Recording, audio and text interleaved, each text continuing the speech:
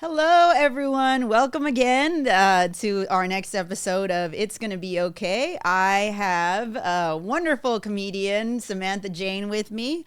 And we are just gonna, just talk about our experiences in basically stand-up too, and how I met you. I thought it was, everyone always has like these weird things about, they have weird stories about how I meet them.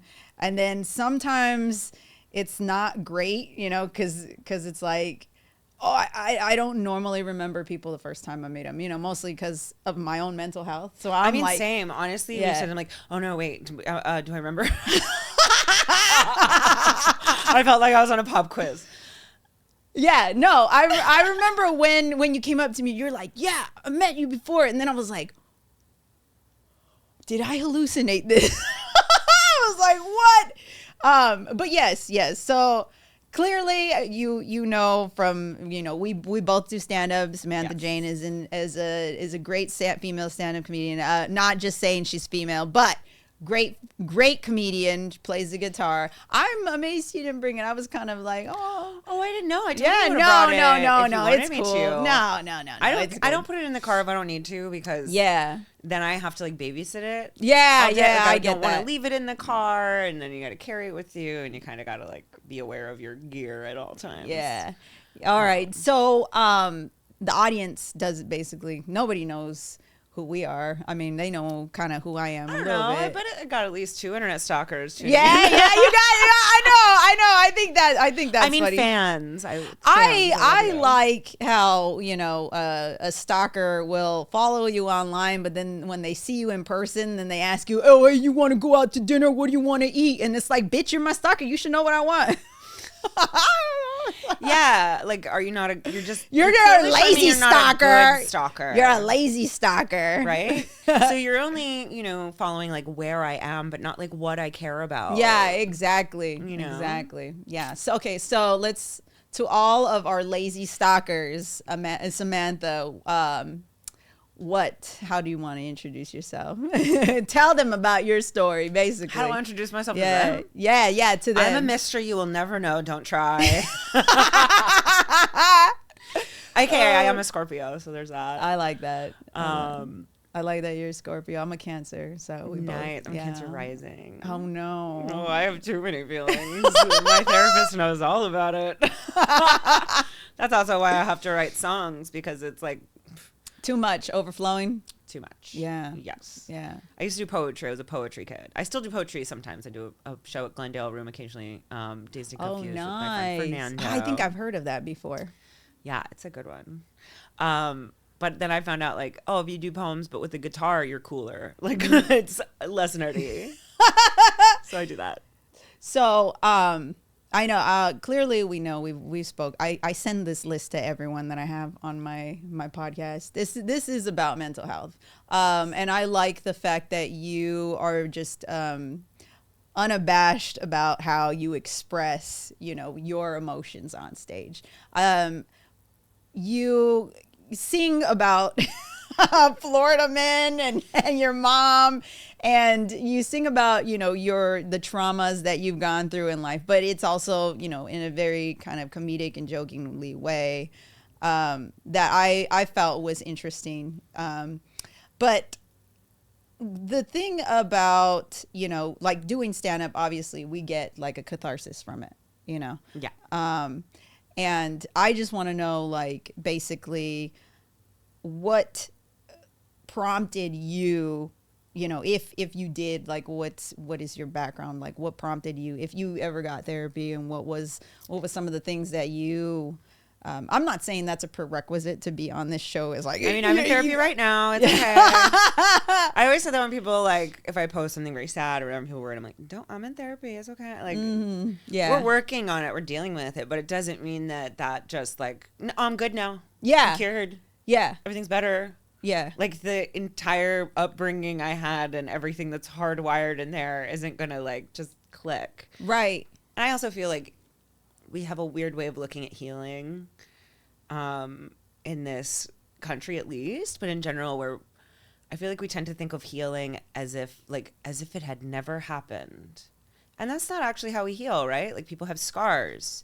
People have things where, you know, the wound is healed, but it's not like you were before. And if we start thinking about that as good, as, you know, integrating the thing within you, maybe it can actually be a benefit. Like scar tissue is actually tougher than other skin. It's actually stronger. Yeah, and that's like, true. You know, we have like these cosmetic issues with it or whatever, but if you can embrace it and be like, yeah, there's a part of me that went through something and it's stronger now. Yeah. It's better now, instead of just being like, I just wish it was like it never happened. Because that's never going to be how it is. It's always going to have happened unless you have like I love that perspective because I kind of feel like maybe I should look at my stretch marks that way, but same. I'm on a journey with it. I'm on a big journey. We've gone through the body dysmorphia. We've gone through. Yeah. You know, I think it's like reaching a different, I don't know. There's like debate about whether those stages of grief are real or linear or whatever, but I'm like, that's where I'm getting to. It's not how I've always thought about it myself. Wait, okay, so you're going through a stage of grief with your body, I think so, with kind of everything, right? Yeah. When you have to like process big changes or loss. I mean, my mom died a couple years ago, so I've got a lot of grief stuff I've been processing.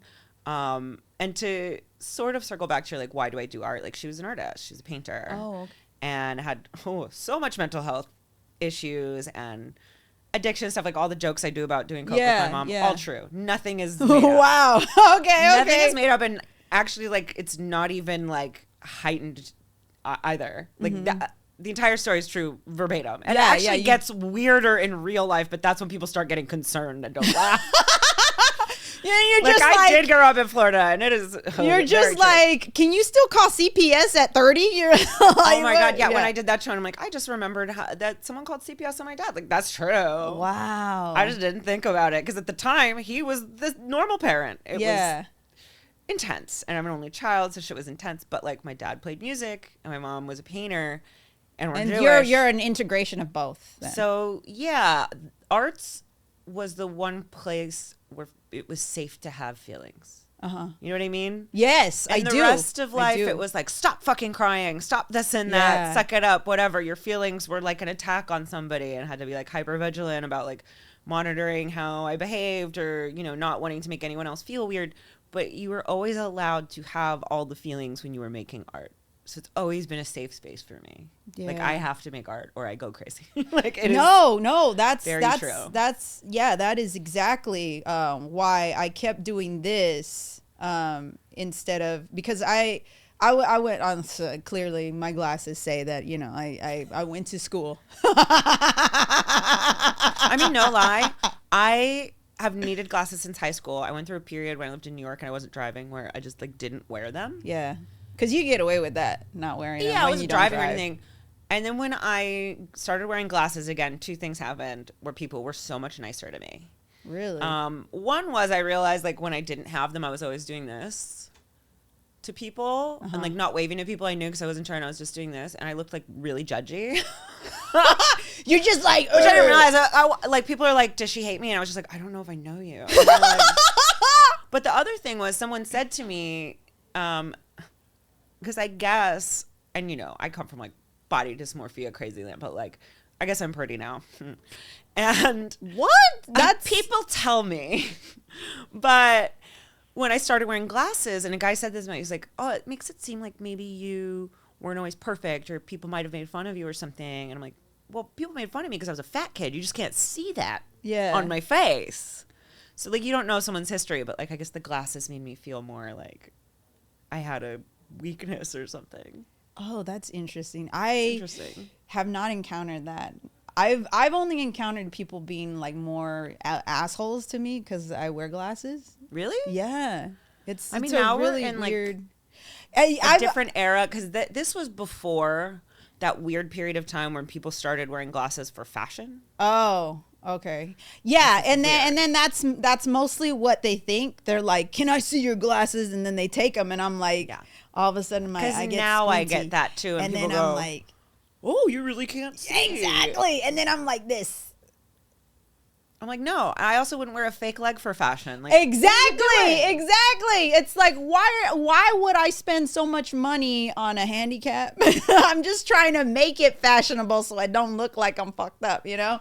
But speaking of like the scar tissue, it's kind of like, you know, you're building on that. You're embracing you're embracing I wouldn't say it's a handicap, you know. I'm just waiting for the future to replace my eyes with lasers, you know. I get it.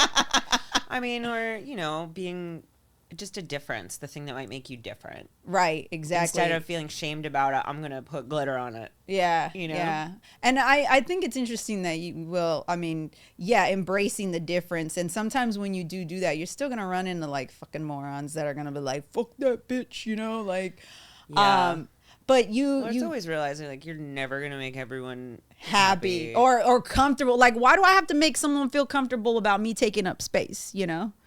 Well, some people are just angry. And you gotta let people be angry. Are just fucking angry. Yeah. And that's their shit. And it sucks that they're putting it on other people. Right. Yeah. But sometimes when they do put that on other people, I take that to therapy. I know. I'm sensitive. And I'm also like, why do they hate me? Literally, like, you know, people tell me I'm pretty now. Whatever. I have an OnlyFans. It's fine. That's right. People will tell me I'm hot all the time. And then like one dude on the internet's like, she has a gut. And I'm like, oh, you zoom in on that dude. You're like, oh shit. I'm not going to feel 13 again. I'm not going to feel 13 again. You don't own me. Right. But then why am I still thinking about it a week later? Yeah. Yeah, exactly. So you can do you want to talk about that, the body dysmorphia, or you're not comfortable with it? Okay. No, I'm pretty open. I like, especially that kind of stuff, because coming from eating disorder stuff, like, it thrives in shame, right? It thrives in the secret of it. A lot of our pain does, yeah. Yeah. And we don't know why. We just know, I guess, for like, I was kind of deconstructing, like, why I feel shameful when I go through, like, an episode where I, like, you know, and then I'm like, why do I feel ashamed of that? Like, that's just the way my brain works, like, where I have to slow down. And it mostly goes back to when we were kids, like our parents, and what you were saying, we're not allowed to, you know, openly vent our emotions, but we're allowed to do it in like the safe space of like our art, because that's where it's allowable, you know, apparently. Yeah. And I had like competing things with food in my house, I think, because on the one hand we're Jewish and my dad was a like, eat your feelings person, eat, you'll feel better. Mm-hmm. Literally any kind of sickness, eat. What food do you want? It was like, I said my stomach's upset. Yeah. And comfort food, and like food was a way to unite, or like I bought you cookies, that's a way to show you I love you rather than like being kind. Right. And like on the other hand, I had, I mean, not waspy, but because Jews, purebred Jews all the way, but like Upper East Side women who basically had codified eating disorders as a way to express your femininity and like be a good woman, right? Like you have to be attractive to catch that man, like very like 1950s style, like where like it's housewives, like still housewife shit. Yeah, like that's just part of your like duty as a woman. In a way, is and to like, eat less and take less space. Is that? Yeah, like, and it wasn't even that they were like pushing it on me, because they weren't. That's the thing. Like, I'd get the drive-through, whatever, but you're watching them count calories all the time. You're listening to them say how much they hate their thighs, or they hate this, or they hate that, and you absorb that. And then I felt too heavy, and like I was putting Weight Watchers when I was 11. Wow, which is way too young. I mean, now I'm like, okay, way to like put off responsibility on me, because you're buying the groceries, but I have to count the calories. Yeah. Like, okay. And I was like going and getting weighed in front of adults after school. This was the era though when also Tyra Banks was weighing people in on television on an America's Next Top Model. And then literally the one who had like, you watch it now and you're like, she is anorexic. Yeah. She's 5'11" and she was 115 pounds. Wow. And she won this season. So like it was, so it's like positive reinforcement. Happening. Yeah, it's positive reinforcement for negative behavior. Yeah, and I was tall and everyone would be like, you should be a model. And I wanted to be a model. I did not have, this was Kate Moss era models. Yeah. Like, what the heroin chic, what you would do. What I would have given for a Kim Kardashian. Yeah. At that time, Gisele Bundchen was the one with a fat ass. Does anyone think Gisele has a fat ass now? No. Like, literally. She's the one, she's Brazilian and she needs a Brazilian butt lift. I mean, it's fine. Like, I also don't want to body shame in reverse, but it was like a different time. Yeah. And I had adults literally measure me and tell me where I needed to lose weight and how I needed to lose. Was this skinnier at school, than I was now. or? No, this was like trying to go to modeling castings. Oh, okay. Going to like weird cattle calls for Wilhelmina Online, which doesn't exist anymore. So you really did, like, is that like you really did try to become a model kind of thing? I tried, in that I learned how to throw up. After years and years of trying. I remember, because I kind of went through an issue with body dysmorphia, but this is when I was a teenager. It's a little different now because because I got the schizophrenia, and then they gave me like all these antipsychotics and antidepressants, and then that made me like blow up. Yeah. And now I'm just, lucky I can maybe put on some of the clothes that I had back then. But when I was younger, I weighed, this was before the diagnosis. Yeah, because I was like, you don't look heavy at all. My heaviest, before I started coming to LA, like to do stand-up, my heaviest I was 260 pounds, and I was still on the medication. And I think the reason why they're like, yeah, this medication is going to stabilize you, and it's because you can't run, you can't get up and run. Yeah, it's stabilizing me to the fucking couch, bitch, okay? And then I got like a blood clotting issue because I wasn't moving, I wasn't walking, and then that's when I realized, you know what, I was healthier when I lost my mind when I didn't. Well, this is the thing I realized too. Like, health is relative, right? There is no model thing. No, of like, this is exactly what works for all people, right? Like, all people are different, and there's going to be a different range of what's good for you as an individual. And I feel like I get caught in that too. Like, I should be like this. I should be like that. I should be, hitting these other markers that seem like quote unquote normal, but normal is an illusion. Normal is based on who's measuring it. Yeah, exactly. And I'm glad that you bring that up, because I was reading just recently how they're reassessing the way they measure body fat and the BMI, and whether that's even useful in helping people stay healthy. Well, and I, through a weird chain of events through comedy, I ended up working at a gym twice in my life. I worked at David Barton Gym, once in New York, in Chelsea, and then once out here. So very super fun gay gyms, which was great. I got to watch like Anderson Cooper run on the treadmill. Wow. He is that gorgeous in real life. We'd all like peek around the corner and be like, don't be creepy, don't be creepy. But what I learned there, because I came from a very like not athletic kid background, I was made fun of. I was called cow in school. So I had like that's deep-seated stuff. But then when I went to the gym, I found like all these guys. I actually wrote a musical about eating disorders, and I wrote a character like this that has orthorexia, which is when a guy doesn't ever think he's big enough. Oh wow, really? Like, the bodybuilders, when they're like jacked and they're like, I just need to gain a little more, like, because they get focused on, it's literally like watching an anorexic in reverse. Because I would talk to them and they would have like these little weighed out containers, and they knew exactly how many calories they were allowed to eat a day, and they would like measure it out, and like they won't drink water for an entire day if they have a shoot because they want to look cut, like, which is just the most unhealthy thing you can think of. That's dangerous. And so I'm like, oh, these people that are put on these magazines as a bastion of health aren't even healthy themselves. No, that's not healthy. Yeah. It's the same way of looking at the models. And then you're like, oh, that's not healthy. Yeah. And you get into the nuts and bolts of what's under that body and how it's being presented to you. Right. And I mean, now I work out a lot, but it's mostly because of my mental health, because I know that working out, I told my friend this, you know her, Gabby. Yeah, I told her that, I spent 3 hours at the gym, and she's like, why? I get both sides of that now. Because I used to be purely a why, and then when I worked at the gym, I would go to the gym, and I was like, I do feel a little better. Yeah. I need to find an outlet again, because just gym culture is a bit triggering for me in many ways. Uh-huh. I think I do better with dance. Like, I've started dancing again. Oh, yeah, definitely. I dance like I go at a gay club sometimes. Yes, and I love that. I love that. Fun. I love that.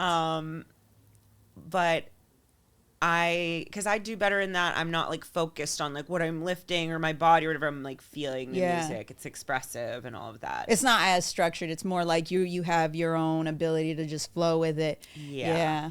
Because also one of the first body things, one of the first times my body betrayed me was I wanted to be a ballerina when I was a little girl. Uh-huh. I loved ballet, which is partly why I think my knees and ankles are so fucked up. Because people in the gym would always be like, "Did you used to dance?" I'm like, I tried. Like, you keep pointing your toes for no fucking reason. You don't need to. And I always stand and turn out, which I don't need to do. Yeah. I'm trying to do squats and I'm like plieing. But you're just graceful. You're just being graceful. Yeah. I go back and forth between like moments of grace and like baby giraffe. Because I also grew very tall very quickly. And, like, don't think I ever totally refound my core of balance. I grew tall quickly too, and that I have like stretch marks on my shoulders. Oh, it's a weird place to have them. I have them all over. Yeah, I have them on my back. I have some on my boobs, even though they're not very big. Yeah, I don't understand that one. It's weird. It's a weird thing, and I've always been very self-conscious. This is why a lot of people look at me. They're like, "Oh, you're emo because you wear all black." I'm like, I got stretch marks, motherfucker. That's why I wear all black. I lived in New York for a long time. I had stretch marks too, and I remember when I was 17 was the first time that was reframed for me. Because I grew up in Florida. I never wore shorts. I hated being in a bathing suit, which is very hard in Florida. And I have like big stretch marks on my thighs. And my first boyfriend was very into, not anime, but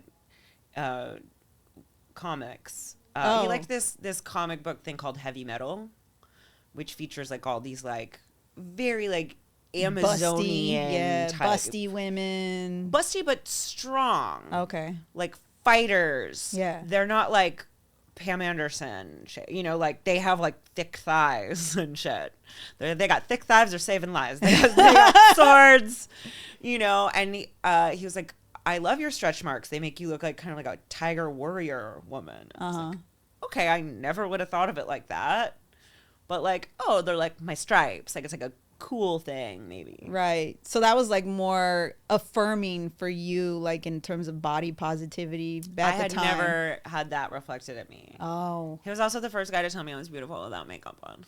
Oh, I think more of that needs to happen. I think the only time my dad ever told me I looked beautiful was because I was spending so much money at Sephora, and it was his money, and he was like, you know what? I don't think you need that makeup. And I told him, but Daddy, I thought you wanted me to leave the house and get married. Don't you want me to be pretty, Daddy? I thought you were getting tired of me. I know.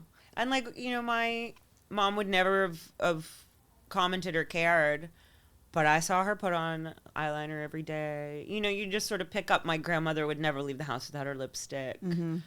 You just pick up. You pick up on those behaviors. Yeah.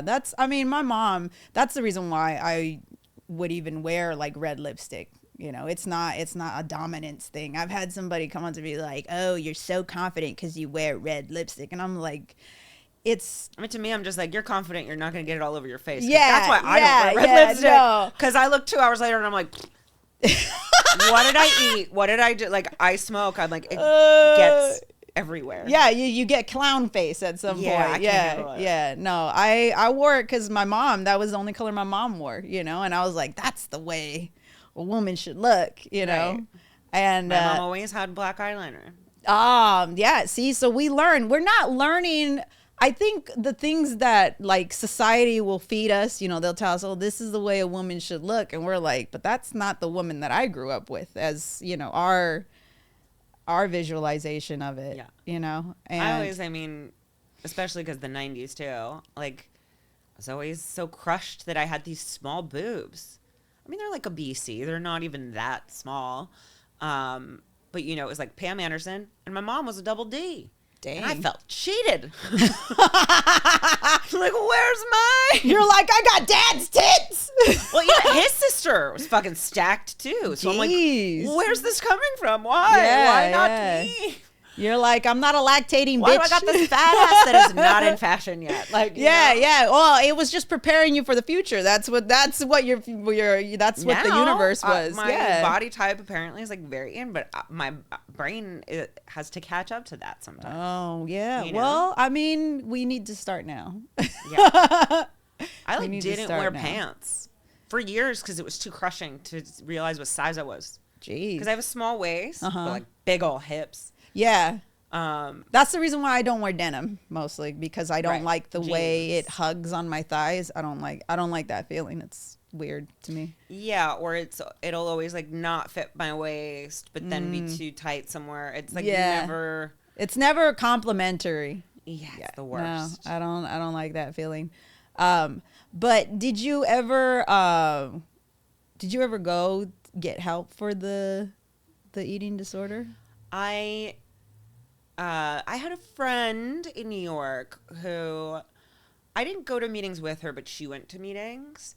And when I started talking to her, she like gave me a lot of advice, and it was just like it was almost like a one-person meeting where it was just very helpful to have somebody to talk to that really understood and you could be very candid with about it. Mm-hmm. I always felt like, similar to like how I didn't say I was bisexual for a long time, like I wasn't enough. You know, you have that like, because I was never like bulimic enough to feel like I had a real issue, you know. And if you look up like the diagnostic DSM like thing, like I never seemed sick enough or whatever. I like literally just had like normal actress who's trying to lose weight kind of perpetual syndrome, dieting, right? But wasn't like so bad. But I did go to like one OA meeting when I moved out here, and it was a bit weird. What does OA stand for? Overeaters Anonymous, which is ironically the catch-all for all eating disorders. Okay, so and I don't know if it's the best thing because that's kind of fucked up. Factions. Yeah, like my friend who I would talk to a lot, I was like, honestly, there's a little bit of a like unspoken. And I've written about this in comedy that's like got a very niche audience, but more people relate than want to let on. Just about like there's a little bit of a like resentment from bulimics about anorexics. Yeah, it's like, oh, we're all in this together. It's like, yeah, but you have the one that gets you skinny. Like, you know. Oh no. That like, so I remember I went to that 108 meeting out here, and this felt like a boundary thing. Like they had me write down my number, and then a bunch of people texted me from the group as support, but it was like overwhelming because I'm like, I went to one thing. But I was flattered that it was mostly the anorexics. I was like, oh my God, they think I'm skinny. They think I'm one of them. Oh man, yeah. Oh my God, thank you. But I mean, so you never like, you just went and dealt with it on your own, or? I mean, basically, because I often think that like even if we don't get therapy, there's still like things that we do that kind of make us like, we're not going to be healed from it completely. You know what I mean? Well, yeah, that's an interesting thing that I talk about because like obviously growing up with my mom, lots of substance things. Yeah. And when you talk to girls who like uppers for substances, I mean, part of it now is I know I have ADHD, so it's like something my brain craves. Right. But there's always that thing of like, well, it makes me skinny. Oh. You know? Yeah. I mean, my mom and I were also we were basically on fen-phen. We took like speed together in high school. Wow. For diet pills. Because that was healthy though. That was diet pills. And isn't it healthy to be a healthy weight? And just like the convoluted thinking about it. But the same way I'm like not 100% sobriety person with substance stuff is because when you come from eating disorders, you can't just quit food because then you just have a different problem. So you have to find a way to find moderation and to work with it, because you have to eat food. So you can't just be like, I don't do that anymore. You know? Like, yeah. And you're always going to be surrounded by triggers. And I have times where I eat too much, or, you know, and then to not let that spiral you out, and just to not let it snowball. Right? Yeah. But to accept that imperfect way of dealing with it. Yeah. I feel like, because I know that I'm an emotional eater, and I didn't realize I was an emotional. So many. Yeah, a lot of people are. But like, I was emotional to the point to like, I would eat like a whole loaf of bread, kind of. Girl, I've eaten more than that. I've eaten way more than that. I would just find like this, it was like an inability to stop. Yeah, like a goldfish almost. Yeah.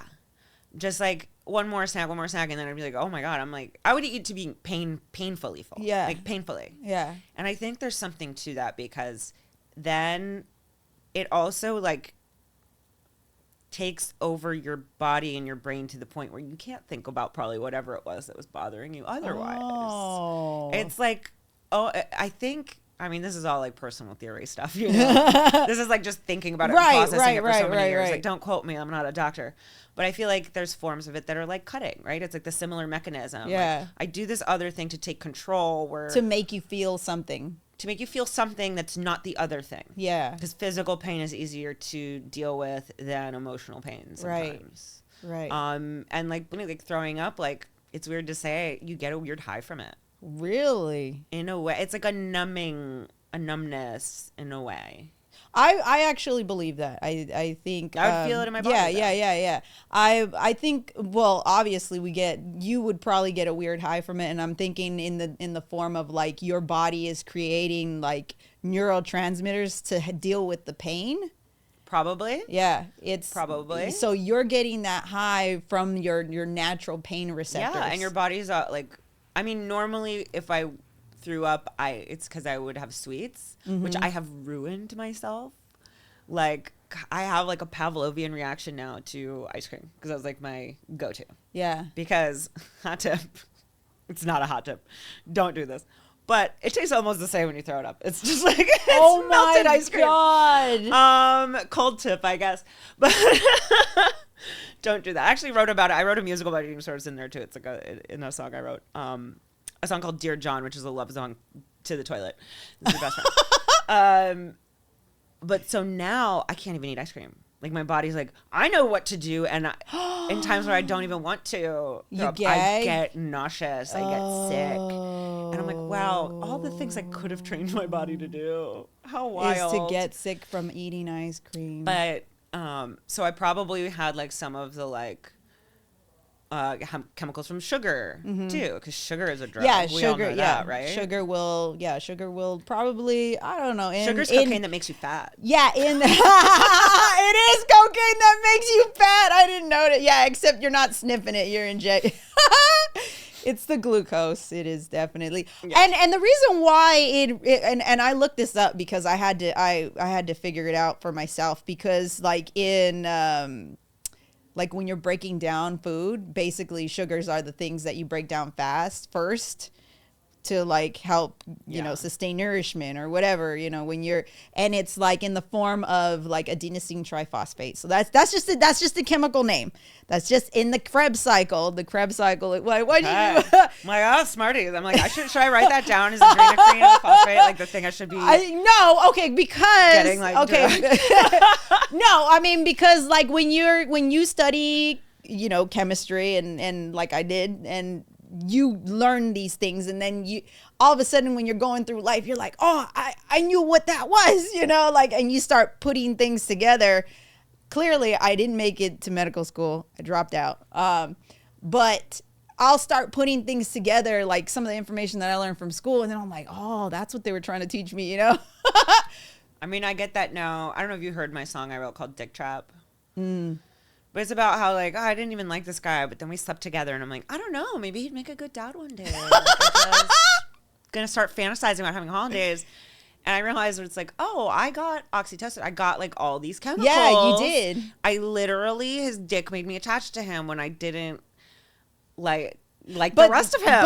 But that is just the nature of it. You know, that is the nature of the chemicals in our body. I didn't understand for so long. Yeah. I thought like that was like love. No, it's not. And that's why you kind of like, that's a lot of the things too that we go through where, you know, we're going through life. And especially, you know, when you say like your mom, you've had that kind of like shifty, you know, thing that when you are going through the event, you're like, I don't think this is bad. Mom's doing it. You know what I mean? And then you grow out of it and you look back in hindsight and you're like, dang, that was fucked up. Yeah. I mean, she was doing the best she could, you know, but she probably had undiagnosed like bipolar borderline. She had a lot going on. Yeah. And she was raised by a dentist. Really? In the 50s who would just prescription pad up her and grandma. Wow. They had benzos. They had whatever. You know, they had all the 1950s housewife pills going on. Just a way to shut them up, huh? Like, yeah, probably. Yeah, like, you know what? You're talking too much. I think she told me like, oh, you know, my father thought if you had a problem that couldn't be solved with a pill, you were crazy. So that's how she was raised. So that's why when I was like, Mom, I'm sad, she's like, here's a Valium. You know, like, yeah. She really thought she was doing the best she could, you know. Yeah. But I never learned how to like process your feelings. Yeah. Most and yeah, I feel like I've encountered that. I've encountered that with a lot of people where they're not given the safe space to process their feelings because their parents didn't teach them that, or somewhere along the way their authoritative figure, whoever was raising them, didn't allow them to do that. And then it just becomes something else when you get older. Now, I'm not saying that it's clinical for you because, you know, you clearly didn't think that your eating disorder was as bad. But I'm not going to question that. I'm not here to pass that judgment. But you kind of get into those thoughts where you're like, is this what it is? What am I doing? You know? Yeah. I had that talk with my father recently where, you know, he loved to be like, you should be grateful. It was like this for me. Like, you think this is bad. It was like this for me. I'm like, well, just because it sucked for you, should it suck for me too? Does that like make it okay? Exactly. And I know that he came from a situation where his mom they had to pull her off the windowsills naked. Like, she definitely had undiagnosed problems. And her and my grandpa were like Holocaust escapees, which is a certain type of like generational trauma you find in Jews, where we grew up being like, the Nazis aren't hunting you. What do you have to complain about? Yeah. Like, you're raised by these people with such obvious PTSD and trauma. Right. And you're taught that you should be grateful for everything because your life isn't as bad as theirs was. Yeah, because you're not going through it. But then at the same time, it's like, yeah, I'm not going through it, but you're putting the PTSD that you went through on me, and so now I'm inheriting it. Right. You know what I mean? Like, I'm inheriting your pain through your pain. Exactly. You know, like it's like, yeah, we're not living through World War II, but it kind of feels like we are emotionally. You know? Yeah, but I just have like war vets screaming at me all the time. Like, go to fucking bed. Stop fucking crying. No, I mean, yes, I get that. I would never hit you. I just throw things near you. Like, what are you complaining about? Yeah, I didn't directly hit you. You know, like my mom, like I hit the wall. Yeah, exactly. And I've addressed this with my mom too, where I said, "But Mom, you still hit me," and she's like, "I don't hit you that hard." I'm like, "Okay, still, you know, like." I got a fight with my dad when my mom died. I have to remember not to send him this, or maybe I will. I don't know. But he yelled at me. He's like, because I thought he was going to hit me. And he's like, I've never hit you. I just spanked you that once, you know, when you were a kid. And I was like, because now I work at a kink party. And I realized, like, I like to get spanked. And I was like, no, stop talking. Don't ruin more things for me. Because it's not helping, actually. You're all like, you just want to relive that. Is that why I like it? No, because it brings you closer. Like, yeah, it brings you closer. I can't say daddy sexually again at all. He ruined it. Because he also screamed at me like, I just wish I had an obedient daughter. I'm like, can't say yes, daddy, in bed. Ever. Ever again. Too obvious. You can't know where your kinks come from, you know? Well, like, yeah. You don't want to see how that is made. That makes so much sense now. I'm starting to rethink what I'm attracted to. Don't think about it too hard. Yeah, no. My ex said that to me once because he was into cake, and I was like, blah, blah. He's like, I don't want to overthink it. I don't really want to know. Mm-hmm. And now I'm like, oh, now I get it. Yeah. I don't want to know. I guess I like authority. Like, I'm attracted to authority figures. Like, I like structure. Yeah, same. So any guy that like tells me what to do, I'm like, fuck yeah. Well, I think when, yeah, I'm a submissive, and I think part of it is because when you're raised in a lot of chaos, yeah, it's like, you tell me what to do, I do it. I get called a good girl. Yeah, I love it. This is what I wanted the whole goddamn time. That's all I ever wanted. I just want to be a good girl. I just want to be a good girl. I just want you to pet me and love me, and you know, because the love isn't unconditional. It's conditional for sure. Yeah. It's conditional for sure in those environments. Yeah. And yeah, I think like your parents being fucked up, that shit makes you it makes you turned on at fucked up shit, you know? I mean, it's like about, you know, when you're in certain ages and certain hormones are clicking on and stuff, you're getting those, you know, first impressionistic things, yeah, where it's like, oh, the first time I felt like this was also around the time of my life when like this was happening or whatever, and like just wires get crossed, buttons get installed. Yeah, I was talking to my therapist about this. I'm like, you know, I know part of the reason I am attracted to very fucked up people is because these are like the first people that I learned love from. Yeah, because you're familiar with it, and that's what my brain was wired to be like, this is love. Yeah, when somebody is unavailable and then yells and then whatever, and like, but, and now I'm getting to the point where I'm self-aware enough to know like maybe these aren't good things, but I don't know how to feel turned on or love or attraction to other things. So like, how do you, I don't know how to like rewire, because yeah, and I'm learning how to do that too, where I've also read about this, you know, like our attachment styles, stuff like that. And yeah, we're going to be attached to things that are very familiar to us. And it, like, one of the things that I've read was you have to date people that make you feel uncomfortable, and I'm like, that's kind of not good advice. Yeah, that feels like a man wrote that. Yeah, right. Like you gotta date things that are you know, get you out of your comfort zone. Because I've also done that. Yeah, and I was like I have a song called like, "Is This Love or a Panic Attack?" Which I thought was really cute when I wrote it. I was like, because I have butterflies and I feel anxious and whatever. And then when that man screamed at me to the point where I literally cried across the country, it was like so intense. I was like, oh, it was panic. Yeah, it was panic. Yeah. I should have listened to my body, to your intuition. One. Yeah, but I'm used to loving people that scare me a little. Oh, okay. I think the advice I heard that is still annoying, especially as a Scorpio, is like, sometimes you have to date people that are boring, that you find boring. Ugh. I know, right? Yeah. But at least you're not scared of them. Yeah, that's true.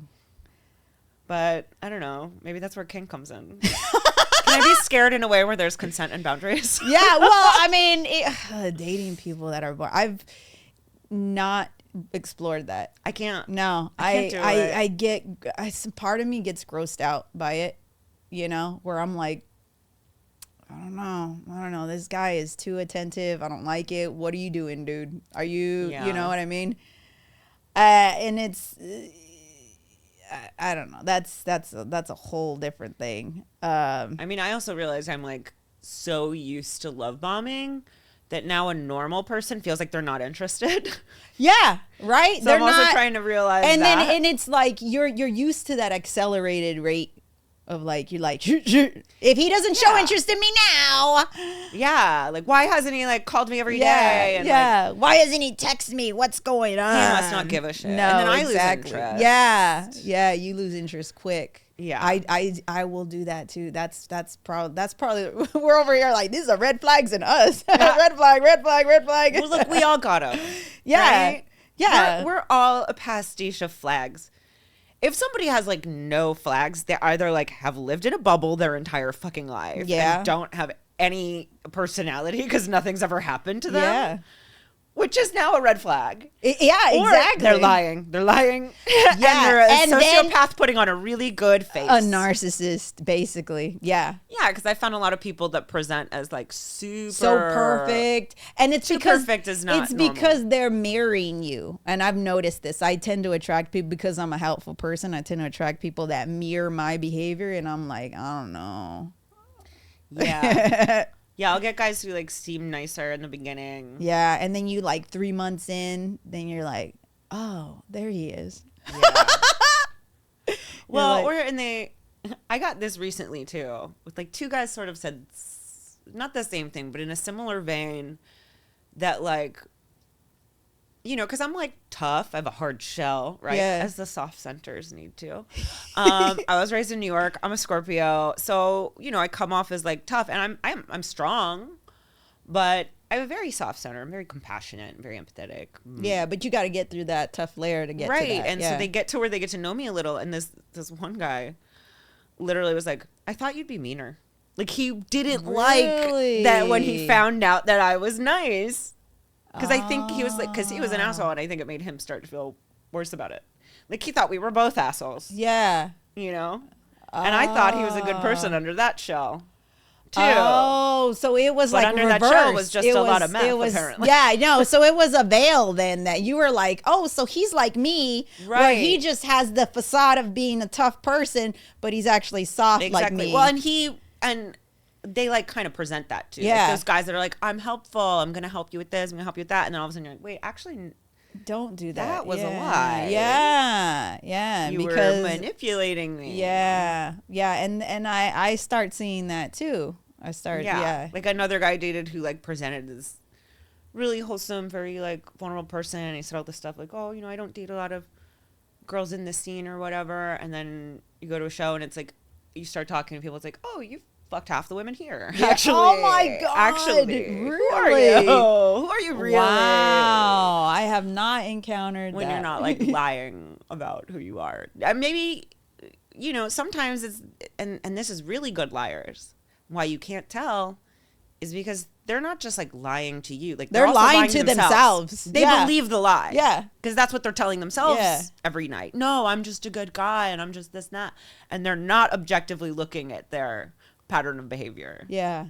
Yeah, that's a big problem, especially when they're like, yeah, I'm a good guy, I don't have to change this. And you're like, bro, if you got to tell yourself you're a good guy, maybe you're fucking not a good guy, dude. That is one thing I have learned, hands down.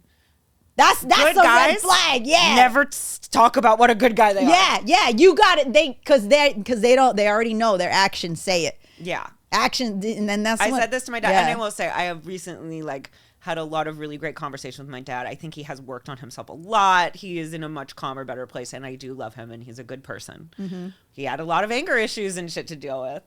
But at one point, we were having a fight, and he's like, I'm just such a good father, and blah, blah. And I was like, you know who never has to say that they're a good father? Good fathers, yeah. You know who decides that? Their kids. Yeah. Yeah, absolutely. Yes, that is true. I mean, I think we always say that. We're like, your actions will speak for it. They will speak volumes. And there's also this like, you know, the black and white thinking. You go to therapy, right? Realize that's not how the world works. We are all shades of gray. Everyone has a shadow self. Everyone has things that they have done that are not perfect, that are not necessarily like good, that weren't healthy. We've all made mistakes because we are human, every single one of us. And if you think you haven't, you're fucked up. Like I'll just say that right now. If you're like, no, I'm perfect, red flag. Yeah, exactly. None of us are perfect. Because you learn by making mistakes. That's how you learn and grow, you know? And it's like being able to look at them honestly and try and maybe not keep doing them. Yeah. Is the thing. Yeah, that's usually how you go about things in life is, you know, if you address it, you're like, okay, this is no longer serving me. Yeah. You know what I mean? And yes, you do make those alterations. You get older, you're like, yeah, I need to change this, you know? And then that's when I start thinking like, maybe the stretch marks aren't that bad. Those are growth marks. Exactly. They're growth marks. They're growth marks. That's literally what they are. Yeah. They're growth marks. It just means that, I made mistakes in the past, but I went and fixed them in the future. And now, you know, you're prioritizing your health. You know, you're like, and not in a way where you're like, I'm doing it in an unhealthy way, you know, because there's some people that prioritize their health in an unhealthy way. I think I was talking earlier to someone else about the Jonah Hill thing, where that guy uses those therapy. I love that that's happening right now, though, actually, because the response things I've seen of people explaining how, you know, just because you're using therapy speak doesn't mean that that's what it is. You can use the right words. Like, I remember this guy. He's basically gaslighting therapy. He's gaslighting. I mean, I had a guy tell me once, because I remember I was crying, and he was just kind of like sitting there staring at me, and it made me uncomfortable. And I was like, what are you doing? He's like, I'm holding space for your feelings. Oh. And I was like, maybe it feels weird because no one's ever done that before. And later, in thinking back of it and all the like other kind of psychopathic things he did, I was like, no, you learned the term holding space in therapy, and that was your way to just like not deal with my emotion or interact with me at that time. But that's the word you use, so it felt like that's but what I didn't feel doing. Comforted. I didn't feel like See, being held. I feel like you were weirdly staring at me while I cried. Like, see, that's another one where like what was I gonna say? He was presenting as he cared, as someone who cared. Oh yeah, he was one of the craziest people, and I've dated.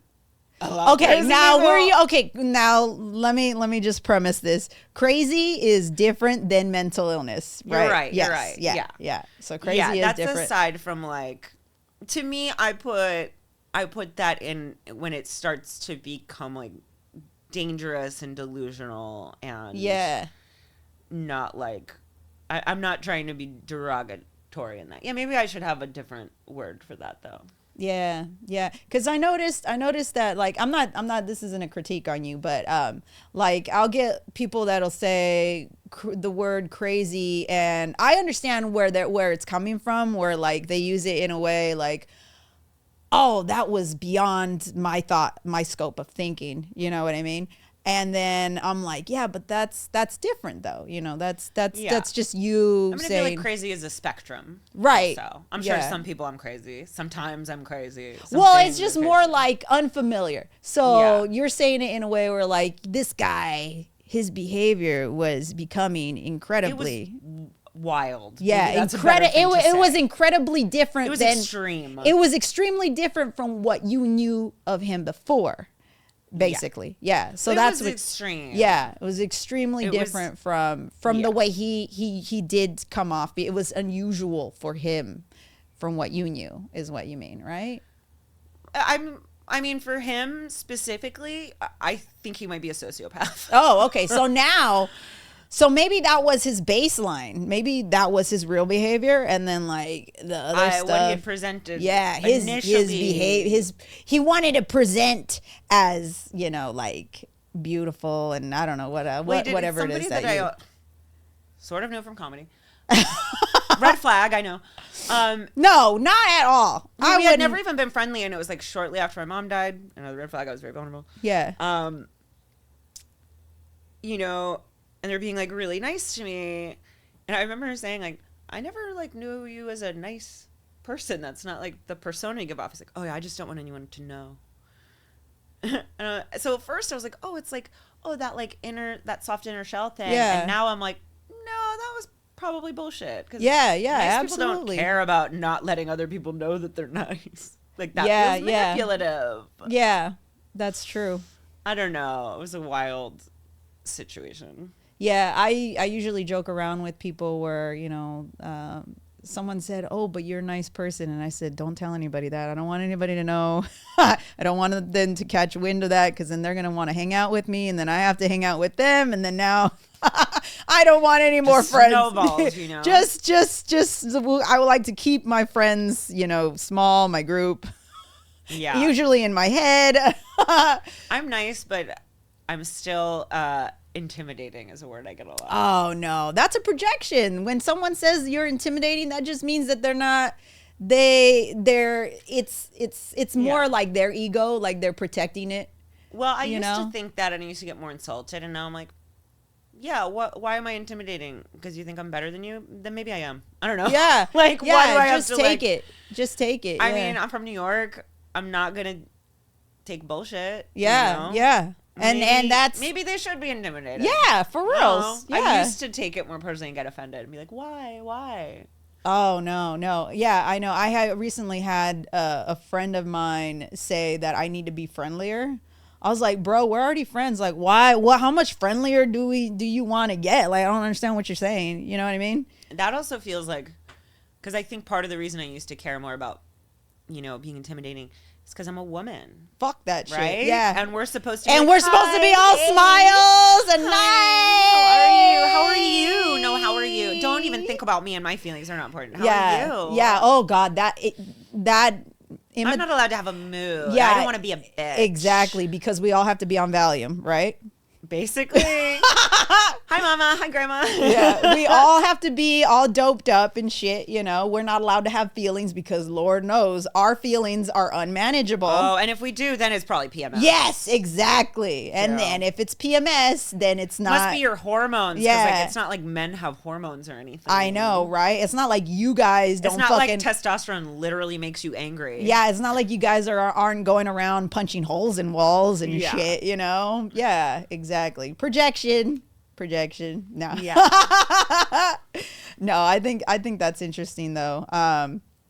Yeah. So I mean, we all run into that kind of strange dialect, with other individuals, where you're like, is this something that they're dealing with, or is it just something like they're actively going through? Emotionally, I'll see people that are actively going through distress.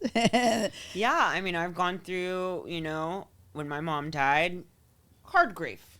Yeah. So I know I presented a different way in the world, which ironically I think a lot of people liked more than when I'm trying to people please, maybe. Because I didn't have the capacity for it. Yeah. What did you withdraw? No, that's when I started doing stand-up. Oh, okay. That's a good way of doing it, You're like, when you hit rock bottom. You do stand up. Yeah. Yep. That's how you know. And I knew I was like drinking too much. And I think I went to like fourth wall in the middle of the day and I was like, is this an AA meeting? I'm just kidding. But we're all here to try and deal with something, right? No. It does feel that way, though. It does feel that way. And I hate when people are like, don't use stand-up as therapy. And you're like, but we're all here for a reason, dude. I think the only time that I understand that point is like, don't use stand-up as therapy if you're not even going to try and make it funny. Right. Because some people like literally don't even try to have a joke. They'll just be like, ugh.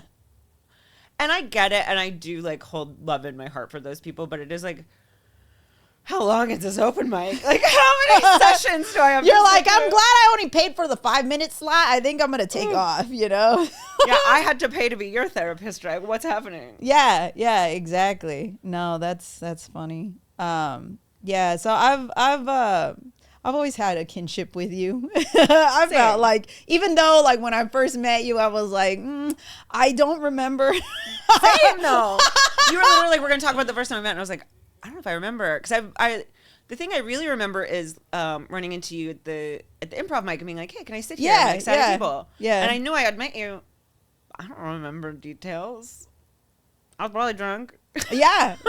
And that's usually the way it goes. And when people say, oh, you don't remember my face, I'm like, bro, I have schizophrenia. I don't remember half the shit. I don't even remember my motherfucking ADHD face. And I drink too much sometimes. And I've smoked weed.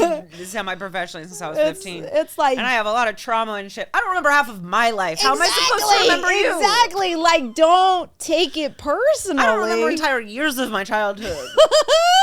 You're like, I'm having a full-on conversation with myself, like don't just I wanted to remember you, but my brain was too focused on the light that was weird. Yeah. It's not personal. Yeah, absolutely. I think I tried it. I'm like, if I don't remember you, it is not personal. It is so not personal. It's so not about you because I don't even remember you. Like, it's obviously not about you. It's not about you. I can guarantee it. Because I don't know who you are. Yeah.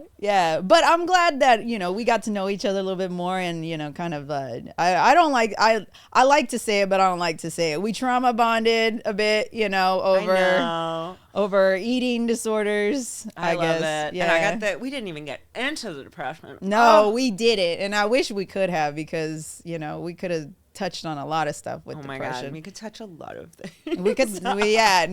Definitely depression, kink shaming, right? Sexual assault. I didn't even know I had a kink until now, until I realized, I like guys that tell me what to do, bro. Well, you know, it's funny too, because I was talking to some women at a kink event that I work at, and we're like, I am not even that kinky. I just think it's like, oh, if I literally want anything else, like if I just want foreplay, I have to call it a kink now. Now I want like nipple play and choking and hair pulling. It's like literally just touch the rest of my body. Like, I don't know, like everything else is a kink now. Oh yeah, no, I'm at a point in my life where, because I'm on a blood thinner, I can't do rough sex, but so I have to settle for like stability. My kink is emotionally available men. True. That's my kink. I mean, that's another good thing about kink is like, I don't get dick trapped but you do get intimacy. Yeah. Because like we need intimacy as human beings, you know, we need hugs, we need to touch, like we just do. Yeah. I love that. I like that this got really intimate. I know. All right. That concludes this episode of It's Gonna Be Okay. Remember, Samantha, right? What do we do when we're going through some tough shit? We just gotta take it and say it's gonna be okay. It's gonna be okay. It's gonna be okay. It's gonna be okay. That's how I usually say it when I'm saying it. It's gonna be okay. It's gonna be okay. Thank you. Thank you guys. Thanks for listening. Thank you.